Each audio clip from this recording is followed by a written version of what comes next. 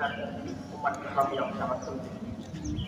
Hal ini karena bersamaan dengan semakin banyak penduduk Indonesia diperkirakan mencapai 255 juta dan sebagian tidak terpuruk secara ekonomi, mengalami ekonomi yang stres, mengalami pemutusan hubungan kerja, tidak bisa masuk sekolah ataupun tidak bisa menyekolahkan anaknya, serta sebagian kecil dari penduduk Indonesia itu melakukan bunuh diri.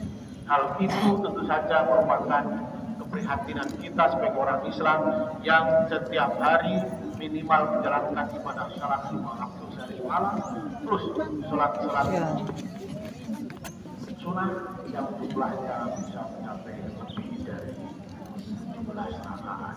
Karena itu mudah-mudahan kita dalam menjalankan ibadah bukan semata-mata ibadah yang itu hanya untuk melakukan atau memuaskan diri kita sendiri, sehingga kita beribadah sebagaimana seperti orang kita mendapatkan kenikmatan ekstasi, tapi tidak berdampak sosial, tidak berdampak kepada orang lain.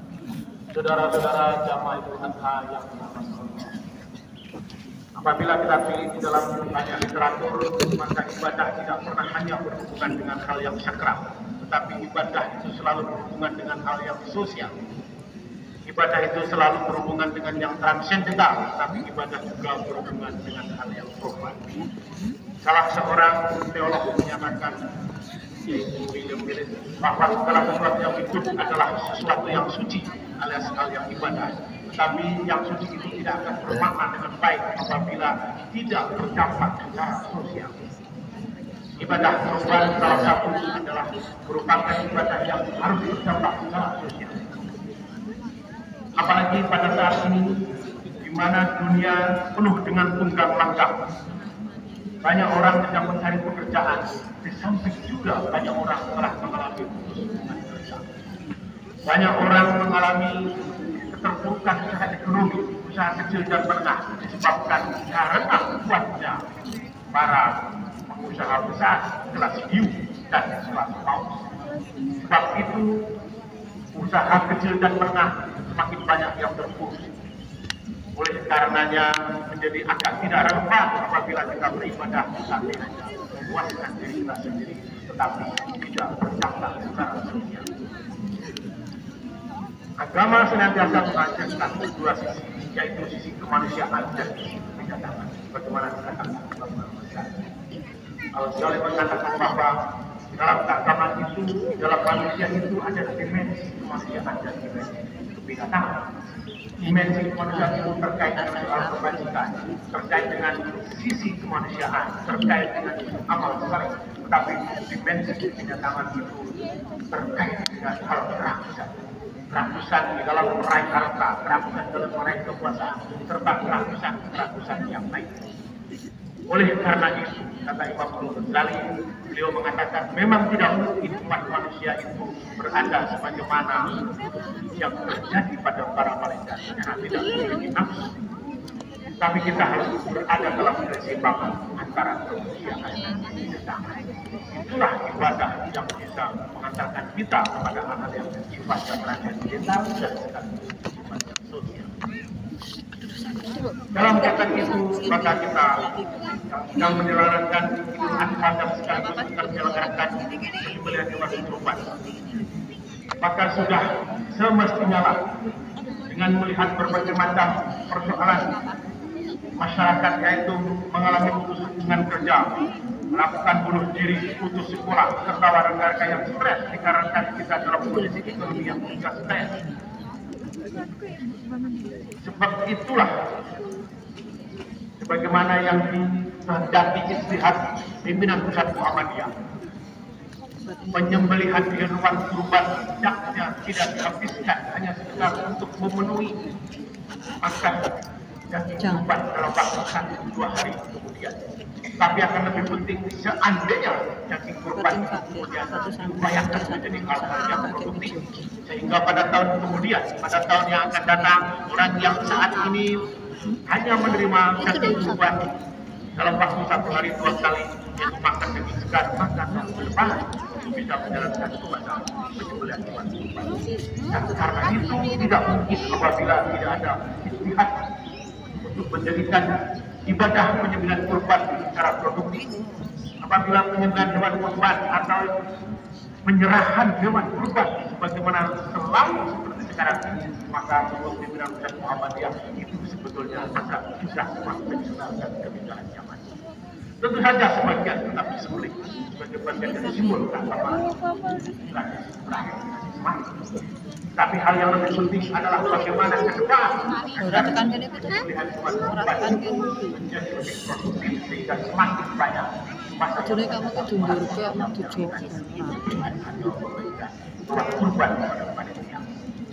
Allahu Akbar, Allahu Akbar. Oleh karena itu, kepekaan sosial kepada masyarakat menjadi sesuatu yang tidak bisa ditawar-tawar.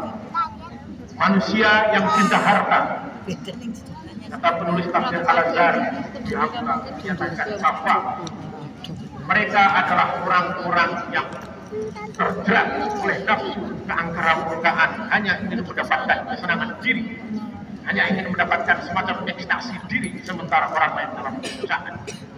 Mereka ingin mendapatkan sebanyak mungkin harta benda, banyak mungkin dan selama mungkin kekuasaan, tetapi orang lain terjerat dan orang lain dalam kesusahan.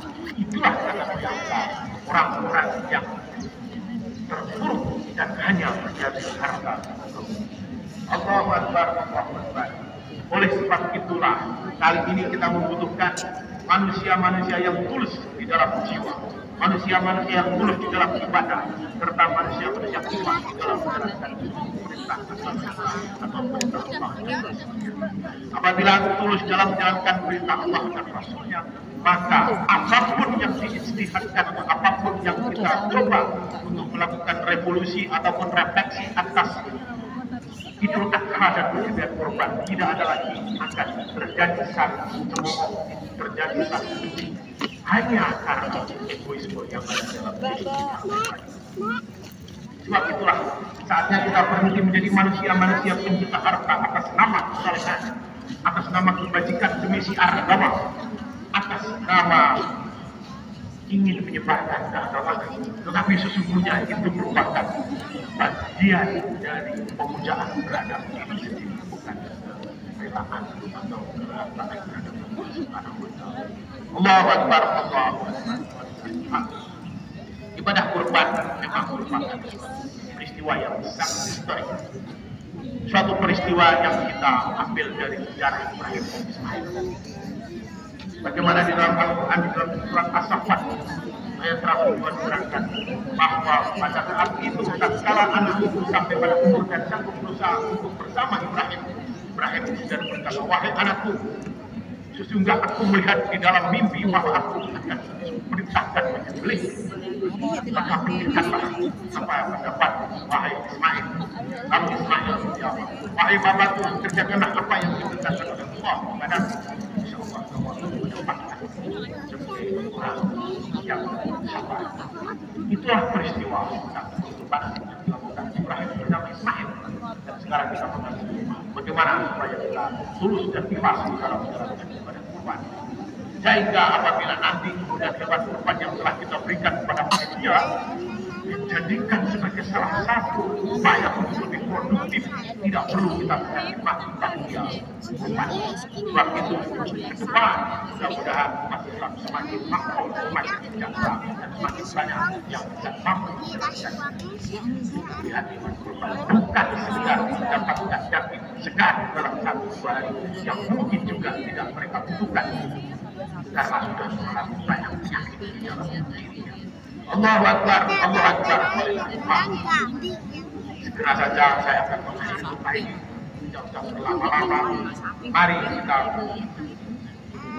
akhiri khutbah ini dengan bersama-sama membaca doa kepada Allah Subhanahu wa Ta'ala. Mudah-mudahan ibadah siang Arafah kemarin, ibadah salat Idul Adha dan kurban yang kita kerjakan mendapatkan pahala. Bismillahirrahmanirrahim. Bismillahirrahmanirrahim. مجيدا اللهم صل على محمد وعلى ال محمد اللهم صل للمسلمين والمؤمنات الاحياء منهم اللهم ربنا ظلمنا انفسنا وان لم تغفر لنا وترحمنا لنكونن من الخاسرين اللهم ربنا آتنا في الدنيا حسنة وفي الآخرة حسنة وقنا عذاب النار والسلام على المرسلين والحمد لله رب العالمين السلام عليكم ورحمة الله وبركاته